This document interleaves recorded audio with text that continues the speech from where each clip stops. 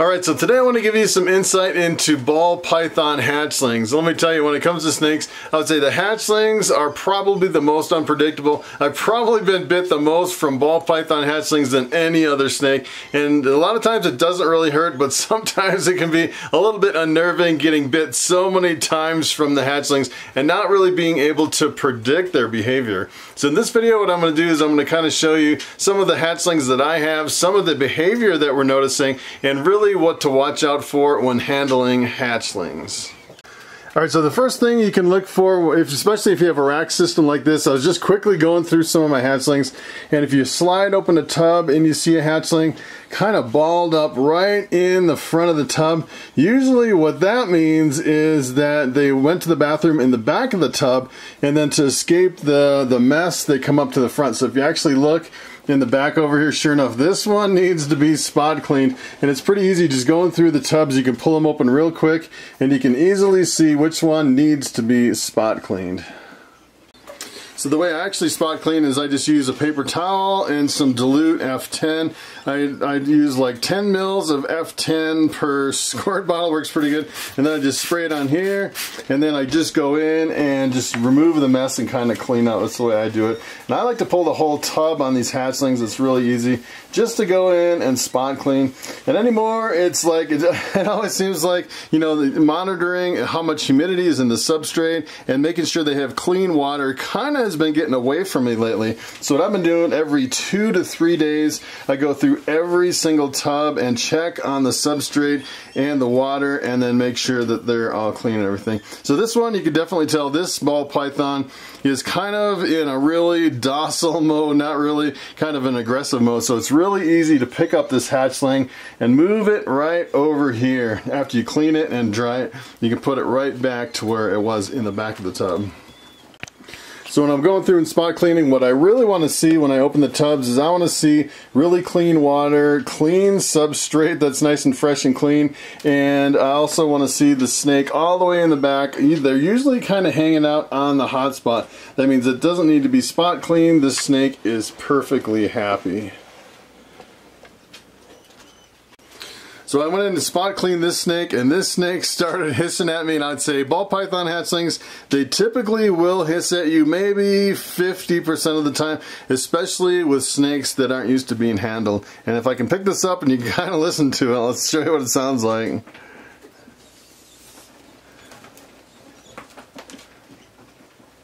I don't know if you can hear that. But usually it's just the first little, it was just one little hiss right when I was picking it up, and now it seems like it's pretty good. But ball python hatchlings, they really don't know, they really don't know how to act, and a lot of times they're so unpredictable because you really don't know if you're going to get bit, if they're going to hiss at you, or if they're just going to kind of mellow out like this guy is doing right here. Alright, so take a look at this hatchling. When I opened it up, this one is like in the striking position. And I would say a lot of these snakes are really motion activated. You see the little bit of a head twitch. That means it's kind of ready to bite, kind of in a feeding mode. And sometimes if you actually put your hand up close and you kind of, you know, move your hand around and the head kind of tracks your hand, that means that snake is definitely going to take a bite out of your hand if you get too close. And I would say these are, you pretty much just have to jump in from behind and kind of really be bold and risk taking a bite and picking them up. You really need to tame down a snake like this. It can be really quite unpredictable, but a lot of times you can read their head movement. If their head is kind of tracking your finger as far as the direction that the head is moving, you can definitely tell it's going to take a bite from you. So what I'm going to do is I'm going to show you how I actually approach this snake. What I actually do is I pull this tub completely out, probably the best way to do it, and to bring it over on the table, and that usually kind of mellows them down just a little bit. And then every time you go in for, when you're trying to pick them up, you always kind of want to go from behind. Sometimes it's a little bit difficult. This one's, it's usually if you can get them, this one's really hissing now and starting to run. But you can definitely tell this one hasn't been handled a whole lot. It's in a defensive mode. And I'd say it's pretty predictable to actually pick them up And once you pick them up and handle them, usually they won't bite you from there. Usually. I'd say most of the times ball pythons can be pretty unpredictable, but if you can come in from the back and actually get them and pick them up. Now, see, he's kind of turning his head again. That means that he is like after me, ready to take a bite again, which is kind of crazy. See, he just took a bite at me. So you really got to watch these hatchlings. You really have to read them well. Sometimes when they get in this crazed biting feeding mode, and I would say, and this is kind of more of a feeding mode, ready to take a rat, and it doesn't really know the difference between being like an aggressive or defensive versus taking a rat. And they get a little bit confused at this age, and that is that is why you really got to watch these hatchlings. So the interesting part about these hatchlings is that they are really motion activated. They are so predictable if you really get to handling and figure out the motion and what they're really attracted to as far as the motion. You see, just the motion of my hand here, and this ball python is like trying to bite it. The interesting thing is it's kind of in a particular mode. You can switch the modes really easy, and the funny thing is it's super easy to switch the modes, and once you get them into a different type of a mode, like versus a handling mode versus a feeding mode or a striking mode, it is a completely different snake.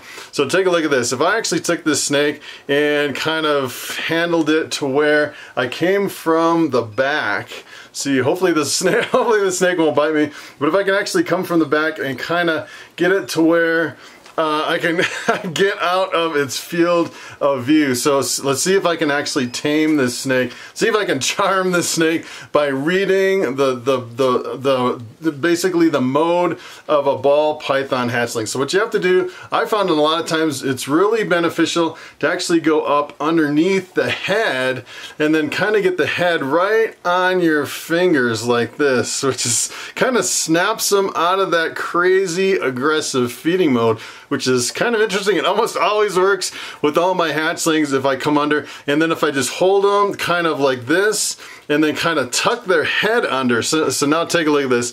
This snake is completely calm, will not bite me at all. And it's interesting to actually figure out the differences between the different modes and how to switch them from one mode to the other. See, this snake is completely, well, you still have to kind of be on your guard with these hatchlings because they really haven't learned that I'm not gonna hurt them, and they're still thinking that they're kind of confused between a defensive mode and a feeding mode, and if I'm going to hurt them or not.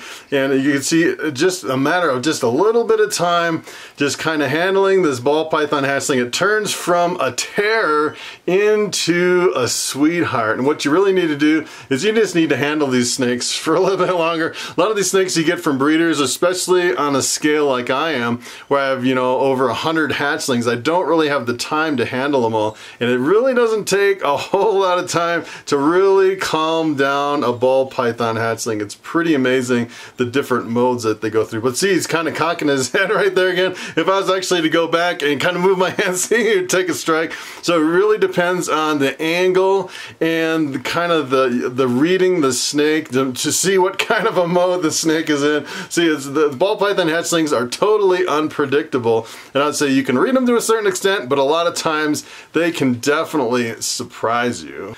So when it comes to hatchlings, I would say there's a few things you have to keep in mind. I would say most snakes as an adult are totally predictable, and some of them are so predictable that you pretty much know if it's a really tame snake or if it's not a really tame snake, if it's a mean snake, if that snake's gonna bite at you. As a matter of fact, I have an adult ball python, a bumblebee, that is really defensive all the time, and you just can't snap it out of it. And the funny thing is if you actually had a hatchling that was really kind of aggressive and defensive, pretty much the meanest hatchling in your whole collection, you can pretty easily switch that snake to be one of the friendliest with just a minimal amount of handling. It's pretty amazing. As a matter of fact, I bought my clown female, and the guy that sold it to me said, this clown is one of my meanest snakes out of all my hatchlings. And essentially what we did is we just held it in pretty much in our hands. I was swapping it off between different people in the living room, and we sat there and handled it for about 2 hours. And let me tell you, at the end of the 2 hours, that snake went from being all balled up and defensive to kind of just crawling around here like Bobby, just kind of hanging out. And let me tell you, just a little bit of work with a young ball python can really make a difference. Versus if you have an older snake, I would say a lot of times they have pretty much imprinted either they like you or they don't. Some ball pythons, you know, they go through the trauma of shipping. I'm pretty sure that's what happened to my snake, is it went through the trauma of shipping, and then I handled it right away, and it associated me with all the trauma that it took during the process of shipping, kind of getting bounced around in the back of a truck. And it was then I decided I really don't like shipping snakes, and if you do ship snakes, I would prefer to ship from FedEx center to FedEx center so it doesn't get bounced around in the back of like a FedEx truck. It's pretty much, it's better on the snake, and it's better for the overall long-term personality of the snake. You definitely don't want a snake associating you with any kind of anything that's negative. And that is really the difference between a really friendly snake and a snake that is not so friendly. Alright, so it is time for the question of the day. And Robert Hess asks, do I have a favorite website for ordering frozen rodents? And that is a very good question. As a matter of fact, I breed most of my own rodents here in my reptile room, but I do occasionally fall short when it comes to adult jumbo mice. I have a few ball python females that are mousers only. Drives me crazy. They'll only eat mice, and I really don't have enough adult mice to feed those, so I actually have to buy them frozen and ship them in. And pretty much the only site that I go to is rodentpro.com. I'm not really affiliated with them or anything. I don't really get a commission or a cut by mentioning their name in this video, but I just kind of shopped around, and it seemed like they were the best as far as the reviews, and every time they shipped me rodents, they were always in really good condition. Essentially what they do is they ship in a really big box with dry ice, and you're pretty much paying the shipping plus the dry ice fee on top of any rodents you're buying. So if you just buy a few rodents, it's really expensive, but if you can go in with a lot of people or maybe a pet store and then buy them that way and get a whole bunch shipped to your location, you can actually get a really good deal on some rodents. It's really inexpensive. Or if you have a lot of snakes and you're just doing frozen thawed only, it's a really good place for a food supply for your snakes. So that is pretty much it. Thanks for watching, and I will see you next time.